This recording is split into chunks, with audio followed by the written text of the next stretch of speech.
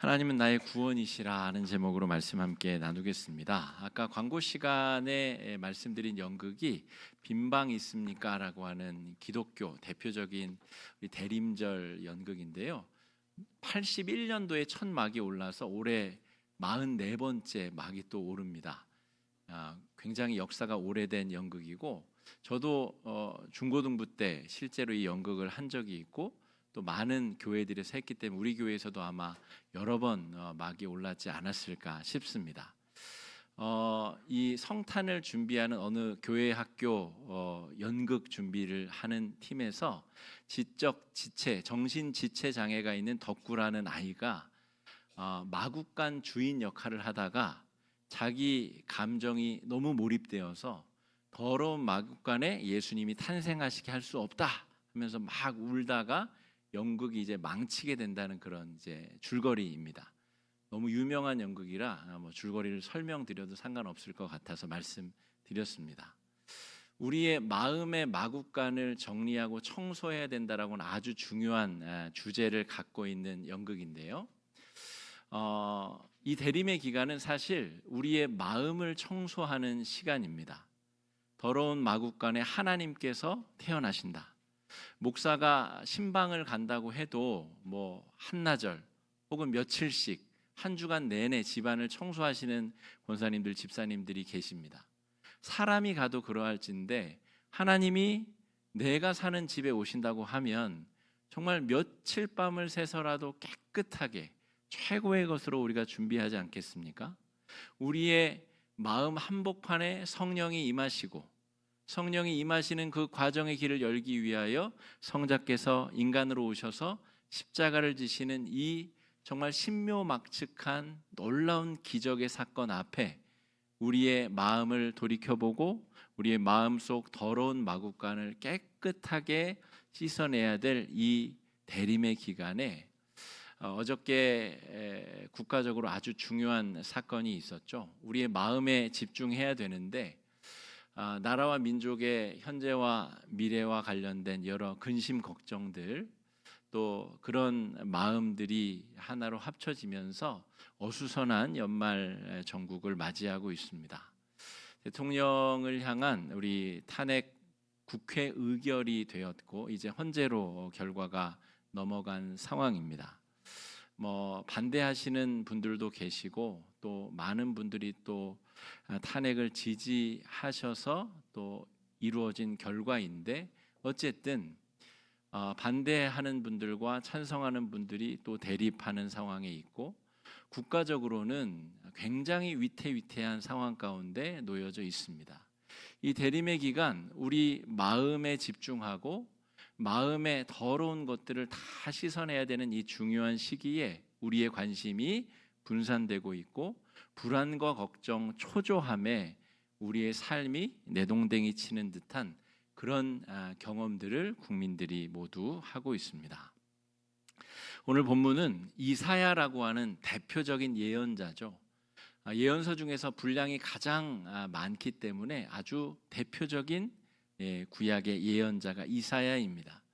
이분이 활동했던 시기가 주전 8세기 BC 700년대 활동을 했습니다. 주전 8세기의 가장 중요한 사건은 북이스라엘이 주전 722년에 멸망한 사건입니다. 이사야가 소명을 받은 시점이 약 주전 745년쯤 되거든요.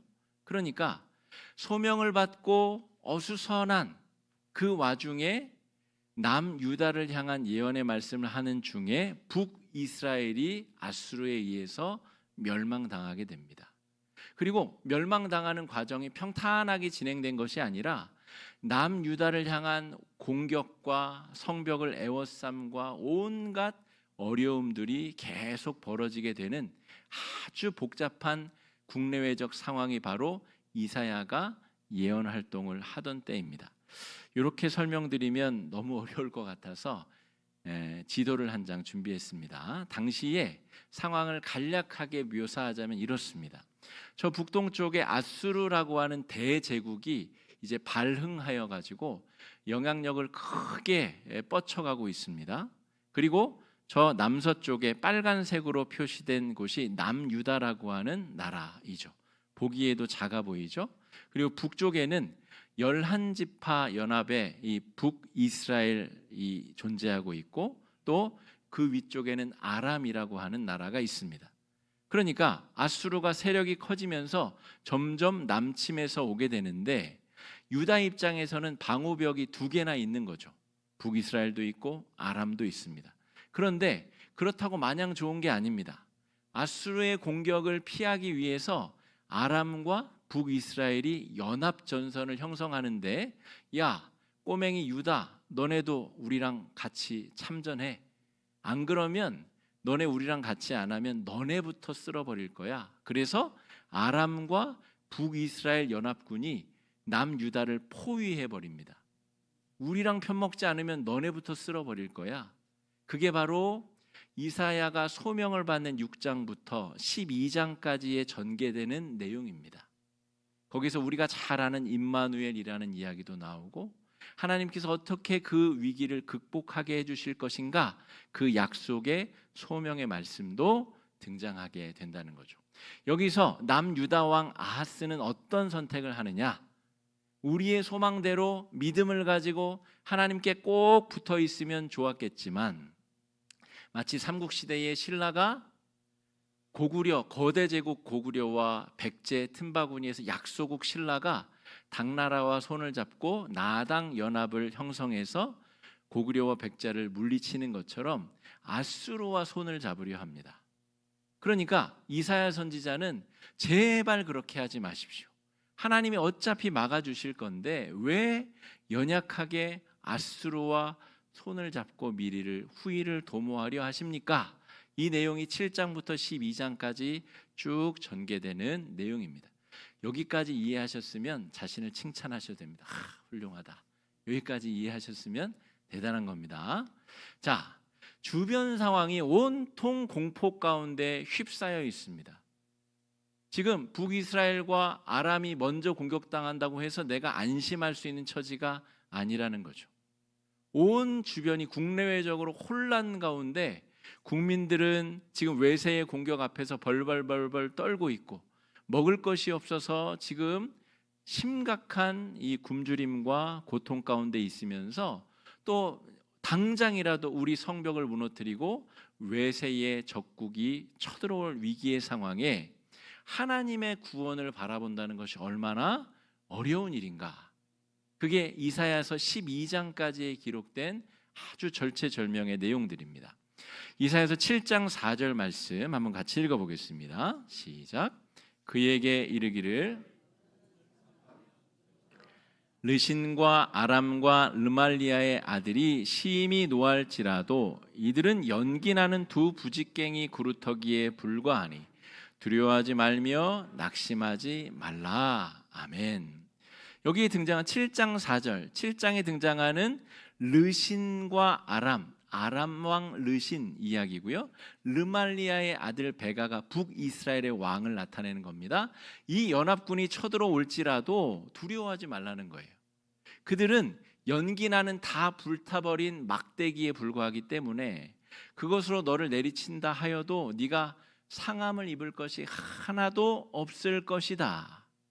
이렇게 예언자를 통해서 안심시켜 줌에도 불구하고 유다의 왕 아하스가 벌벌 떨면서 저 아수르의 뒤로 사신을 보내가지고 자기 살 길을 궁리하였다라고 하는 것이죠. 이사야서 7장 14절 너무너무 유명한 구절입니다. 한번 읽어보겠습니다. 그러므로 주께서 친히 징조를 너희에게 주실 것이라. 보라, 처녀가 잉태하여 아들을 낳을 것이요 그의 이름을 임마누엘이라 하리라. 우리 개신교인들은 이 말씀이 마리아가 처녀의 몸으로 잉태하여 하나님의 아들 예수 그리스도가 탄생하시는 것이라고 알고 있고 믿고 있습니다만, 일반 유대인들은 그렇게 생각하지 않습니다. 여기서 등장하는 처녀라는 것은 그냥 결혼한 여인이 아이를 낳을 것인데, 그 아이가 옳은 것인지 그른 것인지를 분별할 수 있을 때쯤에, 여러분 자녀들, 손주, 손녀들이 언제쯤 그걸 하죠? 이건 잘못한 것이다라고 스스로 깨달을 수 있는 나이, 한 만 36개월 전후 서너 살쯤 됐을 때에 그때가 되기 전에 하나님께서 이 두 나라를 완전히 정리해 줄 것이다. 그러므로 그때까지 너는 믿음을 가지고 너의 나라를 평안함 가운데 신뢰를 가지고 믿음으로 잘 다스려라. 이게 이사야를 통해서 남유다 왕에게 주시는 하나님의 메시지였다라고 하는 거죠. 그 아이의 이름이 임마누엘, 하나님이 우리와 함께 하신다라고 하는 이름을 이렇게 분명하게 약속을 주셨음에도 불구하고 아하스 왕은 두려움과 공포 가운데 벌벌벌벌 떨고 있다라고 하는 겁니다. 저와 여러분, 우리의 모습과 너무너무 유사하지 않습니까?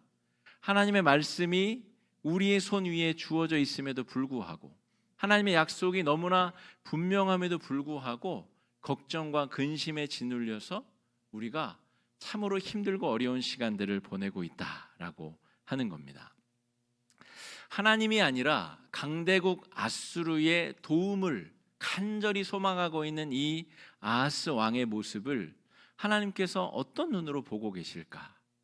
이 연말연시에 하나님의 도우심과 보호하심의 놀라운 손길을 우리가 바라지 않고 당장 눈에 보이는 사람의 도움, 당장 눈에 보이는 인간적인 해법을 찾아 우리가 얼마나 헤매고 다니는지 우리의 모습을 객관적으로 한번 살펴볼 필요가 있다 하겠습니다. 눈에 보이지 않는 하나님보다 당장 눈에 보이는 사람과 군대를 의지하게 되는 것이 사람입니다. 경천동지라고 하는 말이 있죠. 하늘이 울리고 천둥과 우레가 치고 땅이 지진으로 흔들리는 상황. 여러분, 경천동지의 상황에서 마음의 중심을 꼿꼿이 세울 수 있겠느냐? 정말 쉬운 일이 아니죠. 여러분, 불과 한 열 며칠 사이에 대한민국이 정말 심각한 군사적, 정치 외교적, 또 경제적 위기에 휩싸였습니다. 사실 지금도 그 위기의 한복판에 있다라고 해도 과언이 아닙니다. 주가는 폭락하고 전쟁 위협 때문에 많은 외국의 자본들이 다 빠져나가고 경제는 점점 어려워지고 언제 지금 국지전이 벌어져도 아무런 이상할 일이 없을 정도의 위태위태한 국면을 우리가 지나가고 있는 와중입니다. 여러분, 하나님을 믿지 아니하는 세상 사람들이 불안에 떨고 공포 가운데 벌벌벌벌 떨지 몰라도 하나님의 백성들은 이 하나님의 약속의 말씀을 심지 있게 붙잡고 경천동지하는 이 세상 가운데서 우리의 마음의 중심을 하나님께 깊이 뿌리 내리고 온전함과 신실하신 하나님의 도우심을 입고 앞으로 나아갈 수 있어야 되는 하나님의 사람들입니다. 우리의 마음의 중심을 하나님께 드린다는 것이 절대로 쉬운 일이 아닙니다. 모든 것이 다 내 뜻대로 돌아갈 때 그때는 하나님께 마음을 중심을 잡기가 쉬울까요? 우리가 새벽에 묵상하고 있는 사무엘하 말씀을 보면 다윗이 모든 전쟁을 다 이긴 다음에 그가 심각한 죄악의 문제에 빠지게 됩니다.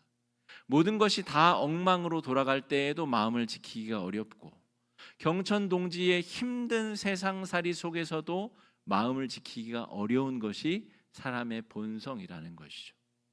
이 와중에 하나님께서 이사야를 통해서 저와 여러분 우리에게 주전 8세기의 남유다 백성들에게 똑같은 의미로 정말 신실하신 하나님의 뜻을 우리에게 보여주고 계십니다.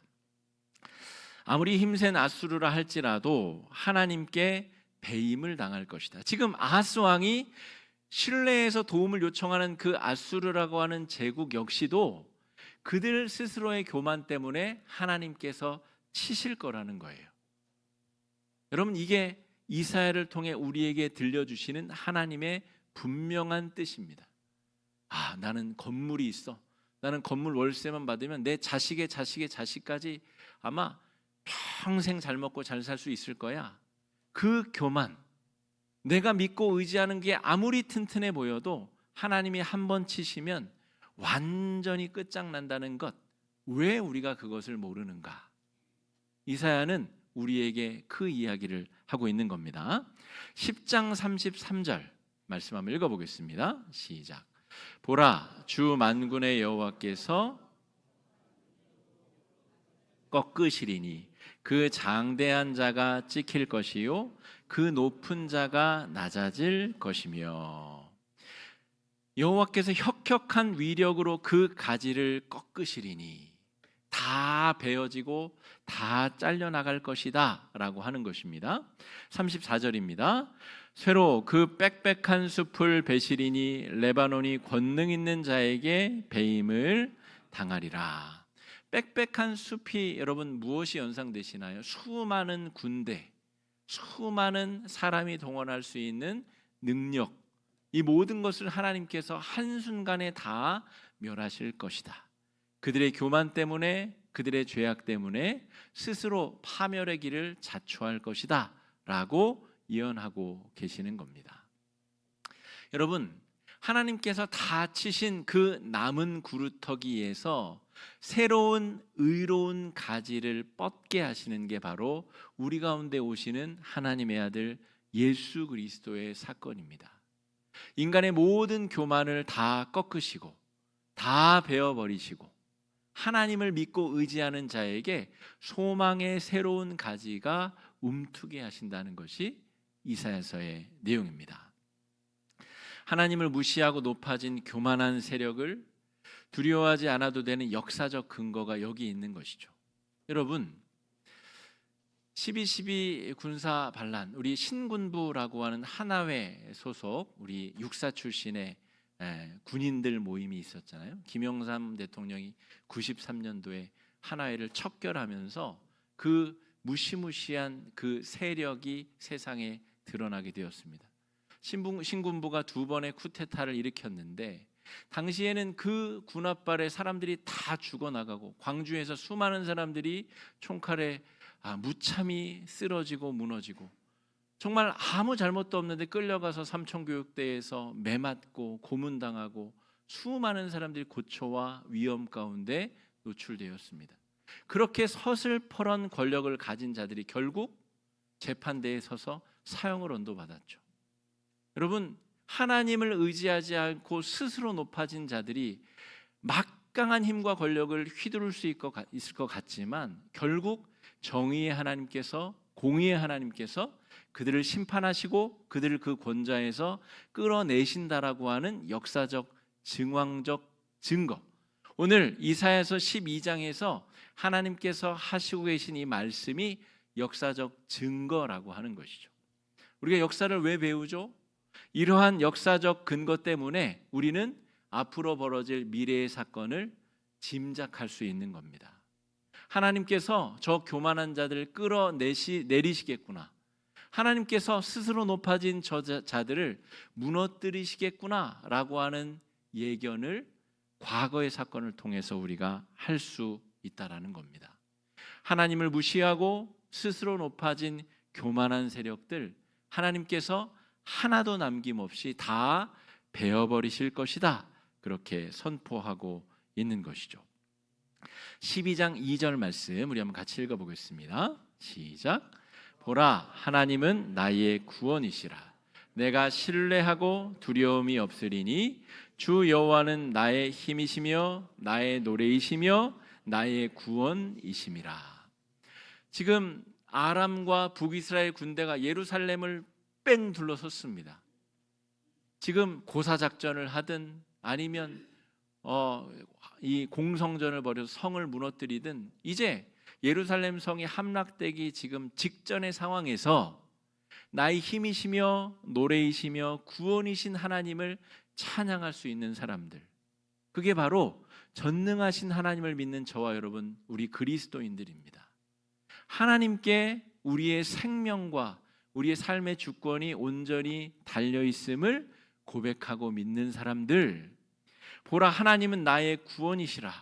저 아수르가 구원자가 아니라 하나님께서 내 인생과 이 나라와 민족의 운명을 거머쥔 우리 구원이신 하나님이심을 우리가 고백할 수 있는가라고 하는 것이죠. 하나님을 구원자로 삼은 자에게 드러나는 특징들이 오늘 12장 3절, 4절, 5절에 계속해서 드러나게 됩니다. 하나님을 구원자로 삼은 자의 내면 안에서 벌어지는 사건, 그게 무엇인가라고 하면 우물물을 깃는데 기쁨으로 우물물을 깃는다라고 하는 표현이 3절에 등장합니다. 읽어보겠습니다. 그러므로 너희가 기쁨으로 구원의 우물들에서 물을 기르리로다.